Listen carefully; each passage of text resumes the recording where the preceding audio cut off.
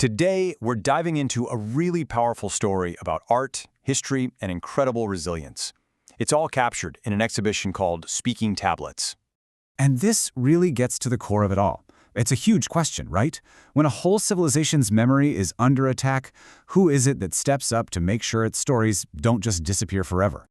Well, to find the answer, we have to go to Syria. You see, during the recent war, the country's ancient, absolutely priceless cultural heritage was facing an existential threat.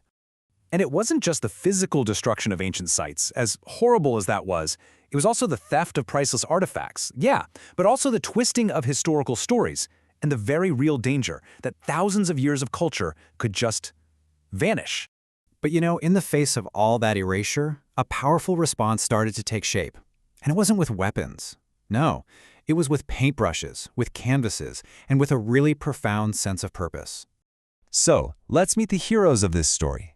They're a collective of 26 female artists from the Ouraina Workshop in Tartus. They saw exactly what was happening to their heritage, and they just knew they had to do something. And their motivation was just so clear and so pure.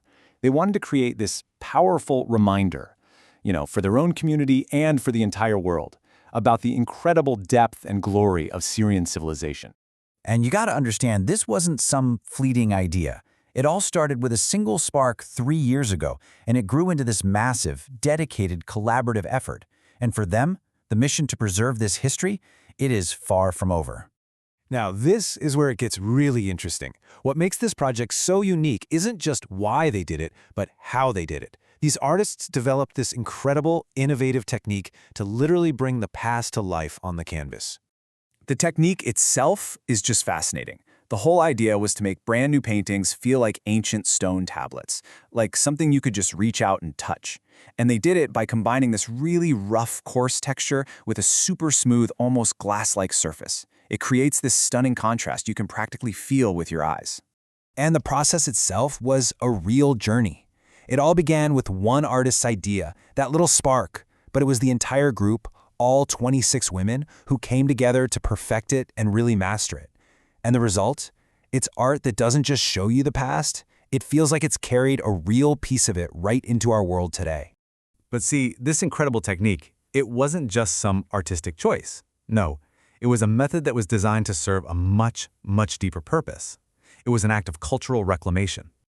I mean, you can hear it so powerfully in the artist's own words. Their history was literally under attack. And this art, this is their shield. It's their way of fighting back against all the destruction and distortion they were seeing with their own eyes. And the history they're protecting is just immense. We're talking about artwork that draws from the deep, deep wells of ancient Syrian and Mesopotamian history. They're invoking the spirits of civilizations like the Halaf and the Assyrians, cultures that literally shape the world we all live in today. And this, right here, gets to the absolute heart of their mission. These paintings, they're not just silent images on a wall. They are speaking tablets. Each and every one is a vessel, and it's carrying the legends, the philosophies, and the foundational ideas of their country from millennia ago. So, when you step back, you realize this exhibition, which was born from a very specific crisis, is actually carrying a truly universal message. It's about memory, it's about creation, and about what we choose to build for the future. A huge part of their inspiration actually comes from an inscription found on an ancient sculpture. And the message is so simple but so profound. Leave your sword and carry a mattock. In a time of conflict, they are championing this ancient call to choose cultivation over destruction, creation over conflict. It's just this beautiful message of peace and love for the land. The work of these 26 artists is such a powerful reminder that heritage isn't just something sitting in a museum. It's a living story, and it needs voices to keep it alive. So it kind of leaves us with a final question to think about. What story from your own heritage needs a voice today?